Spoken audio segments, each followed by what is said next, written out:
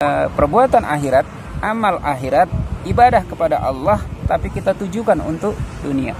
Karena seyogianya ibadah itu untuk akhirat. Ibadah hanya karena Allah. Salat karena Allah. Sedekah karena Allah. Zakat karena Allah. Puasa karena Allah. Tapi ini kadang kita rusak.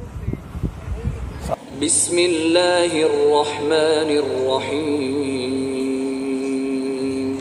Assalamualaikum warahmatullahi wabarakatuh. Dari puncak Gunung Sibaya, Bang Abdoli menyapa kita. Dan dari tempat ini juga kita diingatkan bahwa perjalanan kita menuju akhirat ada tujuan akhir kita, yaitu akhirat. Namun kadangkala kita lebih mementingkan kepentingan dunia, padahal tujuan akhirat itu adalah yang paling utama. Dan itu yang memang seharusnya kita lakukan. Karena di sisi Allah itu ada dua. Ada pahala dunia dan ada pahala akhirat. Orang yang mengejar pahala dunia, maka ia akan dapat dunianya, tapi ia tinggal akhiratnya. Tapi orang yang mengejar pahala akhirat, bahwa di sisi Allah ada pahala dunia dan pahala akhirat. Jadi sayang sekali jika kita ketika di dunia ini beramal, beribadah, itu hanya untuk tujuan dunia. Ketika kita beramal, beribadah, berbuat kebaik kepada orang lain, itu memang tujuannya dunia. Tapi bisa kita lipatkan itu menjadi tujuan akhirat. Jadikan itu niat karena Allah. Kita bekerja mungkin sebagai tenaga kesehatan, katakan dokter, perawat. Tapi jika itu kita niatkan karena Allah, maka pahalanya berlipat. Tidak hanya kita terima gaji per bulan, tidak karena gaji kita merawat, tapi Allah catatkan pada kita amal kebaikan akhirat. Kenapa? Karena menjenguk orang sakit aja pahalanya udah surga. Ketika kita niatkan karena Allah, maka pahala dari Allah dapat. Pahala dunia, gaji dapat. Tapi jika kita hanya niatkan hanya untuk dunia, maka yang dapat hanya dunia, akhirat tinggal. Banyak hal itu. Sama seperti ketika kita mencari nafkah untuk keluarga, kita memberi makan keluarga. Jika niatnya hanya untuk berbuat kebaik kepada anak, takut kepada anak, bila nanti orang kita udah tua nggak ada yang ngurus, itu tujuan dunia. Padahal ada tujuan akhirat yang lebih baik. Dan lebih rugi lagi jika perbuatan akhirat, amal akhirat, ibadah kepada Allah, tapi kita tujukan untuk dunia. Karena seyogianya ibadah itu untuk akhirat. Ibadah hanya karena Allah. Salat karena Allah. Sedekah karena Allah. Zakat karena Allah. Puasa karena Allah. Tapi ini kadang kita rusak. Salat kita karena orang. Salat kita biar ditengok orang alim. Salat kita biar ditengok mertua kita baik. Salat kita ingin ditengok sahabat kita baik. Sedekah kita kadang ditanya, kenapa sedekah?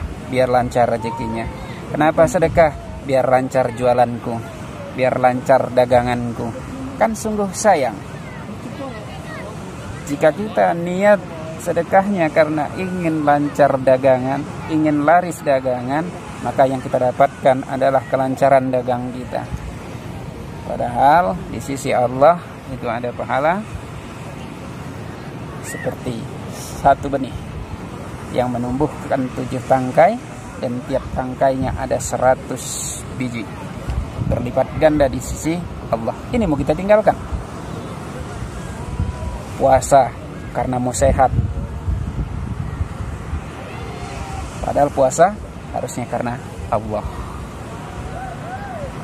Fasting terapi Karena tidak jarang sekarang, dan karena ilmu kesehatan juga sudah mengajarkan bahwa jika mau sehat, puasa. Dan Nabi SAW juga pernah mengingatkan seorang sahabat ketika sakitnya sudah terlalu parah dan sangat menyakitkan. Bahkan saking parahnya, sahabat tersebut wajahnya itu sampai berkutu. Sampai Nabi SAW bersabda, aku belum pernah melihat orang yang merasa kepayahan, parahnya sakitnya itu seperti yang kamu alami. Dan aku belum pernah melihat orang yang kepayahan begitu payah seperti yang aku lihat. Lalu Nabi SAW menanyakan kepadanya, apakah kamu punya kambing? Tidak ya Rasulullah. Karena gitu puasalah kamu 3 hari. Puasa 3 hari. Atau beri makan 6 orang masing-masing 1 syak. Itu Nabi SAW sebutkan.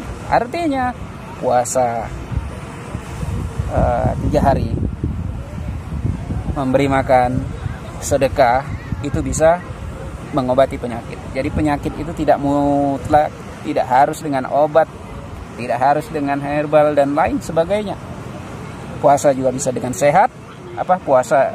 Sehat bisa dengan puasa, bisa dengan sedekah.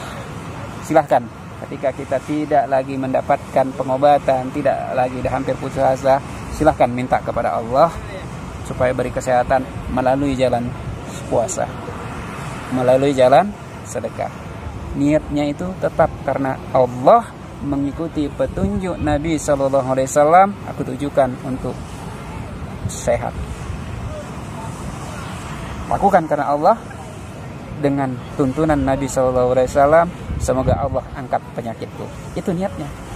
Jangan niatnya itu karena memang mau sehat, maka dapat sehatnya aja, nggak dapat pahala dari Allah, nggak dapat pahala karena mengikuti Nabi SAW.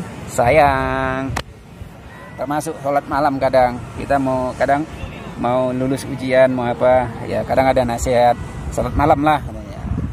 Benar sholat malamnya, tapi ketika tujuannya hanya untuk supaya lulus ujian, ya lulus ujiannya mungkin dapat, Allah kabulkan mungkin, itu dia. Tapi lulus ujian, tapi pahala sholat malamnya di mata Allah, Allahu a'lam. Tapi karena niat, karena inna ma'alu bin niat, maka akan sia-sia di akhirat. Jadi ketika kata pun ada niat, tujuan yang ingin dicapai, ya silahkan sholat malam. Dalam sholat malam itu silahkan berdoa, sampaikan permohonan ampunan, minta petunjuk, minta apa yang ingin diminta. Karena Allah sebutkan pada sepertiga malam itu, ketika kita meminta ampun, Allah akan ampuni. Orang yang meminta, Allah akan kabulkan. Jangan karena kita ada permintaan lalu sholat malam. Agak beda dia. Sholat malamnya karena Allah. Di dalam sholat malam itu, setelah sholat malam, silahkan meminta. Itu dia. Semoga kita bisa menjadi pelajaran, khususnya bagi pribadi saya. Ini bisa jadi pengingat bahwa ada tujuan besar kita di akhirat. Jangan buang amal ibadah kita itu hanya untuk tujuan kecil di dunia ini. Kecil di dunia ini. Karena Nabi SAW itu sebutkan, dunia ini kehidupannya ini hanya seperti seorang musafir yang singgah sebentar di jalan berteduh di bawah sebuah pohon. Bayangkan singkatnya itu dunia. Mudah-mudahan bermanfaat. Kurang lebih mohon maaf kepada Allah, saya mohon ampun. Pada kita semua saya mohon maaf. Pada Allah saya mohon ampun. Billahi taufiq wal hidayah. Assalamualaikum warahmatullahi wabarakatuh.